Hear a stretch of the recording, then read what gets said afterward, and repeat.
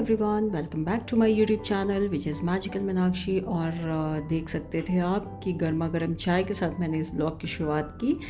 तो जब मैं उमानंद महादेव का दर्शन करके लौटी थी तो ये सामने चाय की एक दुकान दिखी और पास में ही ये जो मार्केट है जिसे फैंसी बाज़ार के नाम से जानते हैं गुवाहाटी में, ये एक बहुत ही बड़ा होलसेल मार्केट है। यहाँ पे आपको छोटी सी छोटी चीज़ से लेके बड़ी से बड़ी चीज़ तक जो भी हमारी डेली यूज़ में हम यूज़ में लाते हैं चीज़ें, वो सब कुछ यहाँ मिलता है और बहुत ही ज़्यादा कलेक्शंस के साथ मिलते हैं ये सब कुछ। और यहाँ पे आपको अफोर्डेबल प्राइसेस पे भी चीज़ें मिलती हैं और बहुत ही अच्छी क्वालिटी की भी चीज़ अगर आप चाहें तो वो भी अलग शॉप्स हैं उसके लिए। मैं यहाँ शॉपिंग के पर्पज़ से नहीं आई थी, बस जैसे कि बाहर मैं निकल रही थी तो मुझे ये दिखा कि फैंसी बाज़ार तो पास में ही है, एक राउंड ले लेते हैं। तो इसलिए मैंने एक छोटा सा वीडियो बस आपके लिए बना दिया जिसमें एक आइडिया मिले कि यहाँ पे क्या क्या चीज़ें मिलती हैं, कैसा मार्केट है। और शॉपिंग जो है प्रॉपर वो किसी दिन मैं आऊँगी करने, फिर मैं आपको दिखाऊँगी कि मैंने यहाँ से क्या क्या शॉपिंग किया।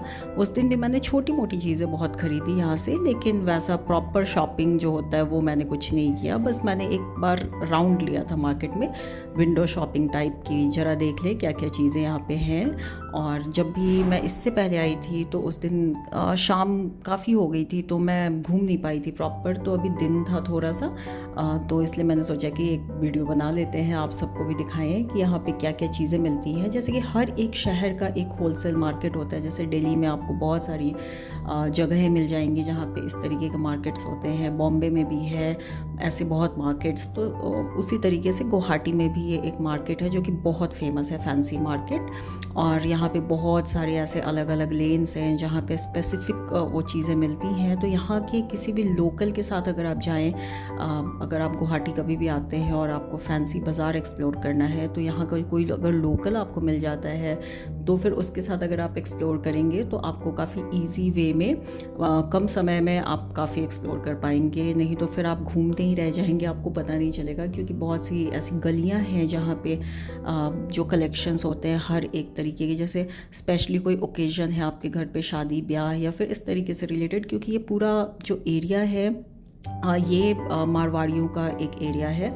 यहाँ बहुत सारे बिजनेसमैन मारवाड़ी लोग रहते हैं जो बिज़नेस करते हैं और यहाँ पे उनके अकॉर्डिंग जो भी उनकी चीज़ें होती हैं, साड़ियाँ, लहंगे, ड्रेस मटेरियल, बहुत कुछ है यहाँ पे जो कि आपको नॉर्थ एंड नॉर्थ ईस्ट के कल्चर का पूरा कॉम्बिनेशन यहाँ आपको देखने को मिलेगा। और इसके अलावा यहाँ खाने पीने की भी जो चीज़ें होती हैं, फ्रूट्स, वेजिटेबल्स, वो भी काफ़ी फ्रेश मिलता है। और ड्राई फ्रूट्स वगैरह भी अगर आपको लेना चाहें, आपको आगे सारी चीज़ें मैं दिखाऊंगी वन बाय वन। और ये आप देख सकते हैं कि कितना ज़्यादा विंटर कलेक्शन है, बेडशीट्स हैं और जो भी मतलब हमारे डेली यूज़ की चीज़ें हैं, छोटी से छोटी लेके बड़े से बड़े तक, यहाँ पे सब कुछ आपको इस मार्केट के अंदर मिलेगा। बट बस आपको एक आइडिया होना चाहिए कि कहाँ पे क्या मिलता है। फर्स्ट या सेकंड टाइम में थोड़ा परेशानी होता है, लेकिन अगर आप किसी लोकल के साथ जाते हैं तो फर्स्ट टाइम में ही आप काफ़ी एक्सप्लोर कर सकते हैं कम समय में ये मार्केट।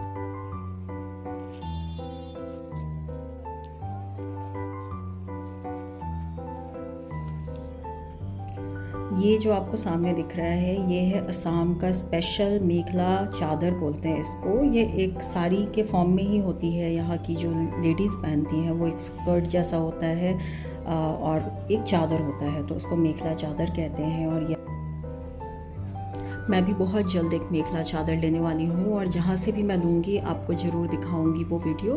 हर फैब्रिक में ये अवेलेबल होता है, कॉटन में, जो यहाँ का स्पेशल मूंगा सिल्क है उसमें भी ये मिलता है। तो मैं एक मेखला चादर बहुत जल्दी लेने वाली हूँ। उसके साथ में असम का जो स्पेशल ज्वेलरी सेट होता है जो यहाँ की लेडीज़ पहनती हैं वो भी मुझे लेने का बहुत मन है। और ये आप देख सकते हैं कि ये कितने ढेर सारे कलेक्शंस थे, चादर, पिलो केसेस और ये सब जो मेंस वेयर है, लेडीज़ वेयर है, हर जगह आपको बहुत सारे कलेक्शन मिल रहे थे। मतलब ये जो मार्केट है वो 4 अलग-अलग रास्तों से मिलके एक सेंटर में जॉइंट होता है, जहाँ मैं आपको दिखाऊंगी जब मैं सेंटर में पहुंचूंगी तो।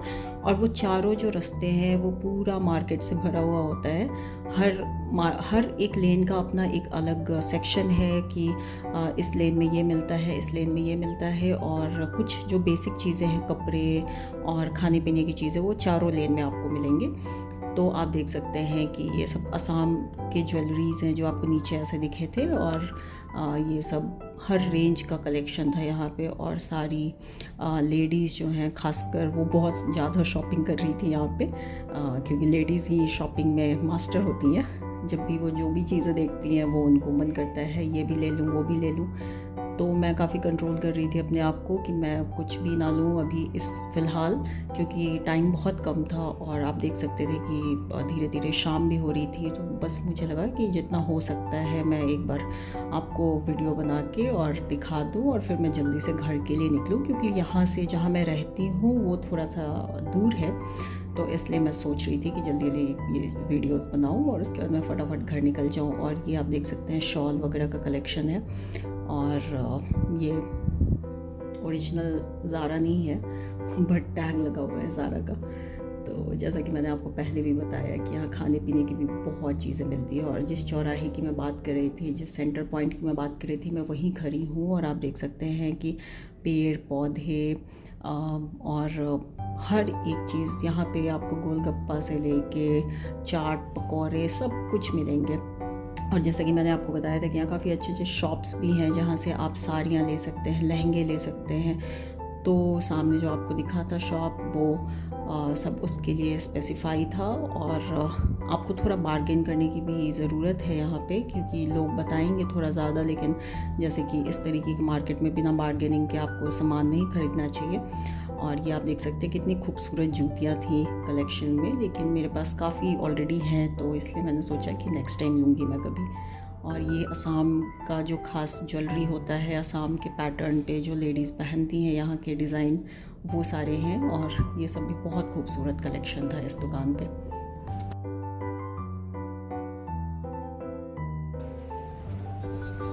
अभी क्रिसमस भी बहुत जल्द आने वाला था, तो इसलिए क्रिसमस से रिलेटेड, वेडिंग से रिलेटेड, क्योंकि पूरा भी वेडिंग का सीज़न भी चल रहा था, तो यहाँ पे बहुत सारी ऐसी चीज़ें मिल रही थी जो Christmas, wedding, new year decoration, ये सब कुछ था। और बीच में ही मुझे खूबसूरत सा बोगनवेला का प्लांट दिखा जो कि किसी के घर पे उगा हुआ था, और ये बहुत ही खूबसूरत लग रहा था शाम के वक्त। और इसमें फ्लावर्स भी आए थे काफ़ी सुंदर तरीके से। और ये आप देख सकते हैं कि पूरा जो लेन है ये Christmas decoration, new year decoration, soft toys और जितनी भी और भी होम डेकोर की आइटम्स थे इस पूरे लेन में अवेलेबल था। और हर जगह आपको बहुत सारे कलेक्शन मिलेंगे, मतलब यहाँ पे जाने के बाद लगता है क्या लूँ क्या छोड़ूँ समझ ही नहीं आता है। और अगर आप डे टाइम आते हैं यहाँ पे तो आपके पास काफ़ी वक्त होगा, क्योंकि 9-10 बजे तक ये मार्केट बंद हो जाता है। तो ऑलमोस्ट मैं 7:30 वहाँ पहुँची थी। तो आप देख सकते हैं कि ये अभी भी कितना बिज़ी मार्केट था। और अभी तो मैं साइड वाले लेन्स में आपको दिखा रही हूँ। जो मेन मार्केट है वहाँ पे चलने में भी बहुत मुश्किल हो रही थी, क्योंकि बहुत ही जैम पैक्ड था। और ये सब आप देख सकते हैं कि सारे लेडीज़ रिलेटेड आइटम मैक्सिमम वहाँ आपको मिलेंगे। और मैंने यहाँ से कुछ थोड़े बहुत चीज़ें लिए, और आप देख सकते हैं कि कितना अच्छा कलेक्शन है, जो कि हमें जनरली मिलता नहीं है, बट गुवाहाटी में ये चीज़ें बहुत अच्छी मिलती हैं। तो मैं हमेशा जब भी लेती हूँ बल्क में लेकर रख लेती हूँ, ताकि फ्यूचर में मैं सबको दे भी सकूँ अगर मेरे जो अपने लोग हैं। और ये आप देख सकते हैं कि ये सिर्फ हैट और कैप की दुकान थी।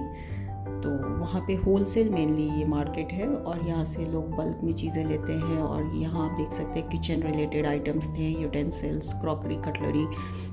और बीच बीच में आपको ऐसे खाने के फूड जॉइंट्स भी मिलते रहेंगे, जहाँ से आप मोमो खा सकते हैं, जो कि नॉर्थ ईस्ट में मिलता है काफ़ी। और आप देख सकते हैं कि हर एक चीज़ की कितनी ज़्यादा वैरायटीज़ आपको देखने को मिलेंगी। और चलते चलते मुझे काफ़ी भूख भी लग गई थी, तो यहाँ पे एक मोमो का बहुत ही फेमस शॉप है जो कि वेज मोमो बनाते हैं। क्योंकि मैं प्योर वेजिटेरियन हूँ तो मैं हमेशा प्रेफर करती हूँ कि जहाँ वेजिटेरियन हो वहीं मैं खाना प्रेफर करती हूँ। तो यहाँ पास में ही एक मोमो की बहुत ही फेमस दुकान है, तो वहाँ से मैंने मोमो खाया, मैंने भुट्टा खाया, और वो सब की वीडियो क्लिप मैं आगे आपको दिखाऊंगी। और इसके साथ साथ मुझे एक मेरे बिहार के चाय के दुकान वाले भी मिल गए थे, पान के दुकान वाले भी मिल गए थे, तो मैंने मीठा पान भी लिया था उनसे। उनके साथ जो मेरी कम्युनिकेशन थी वो मैंने आपको उसमें डाला है वीडियो में आगे। और मैंने फिर चाय पी, क्योंकि यहाँ पे आने पे आपको मेंटली बहुत ही जैसे एक होता है ना कि माइंड थक जाता है आपका, इतना शोर गुल सुन के नॉन स्टॉप।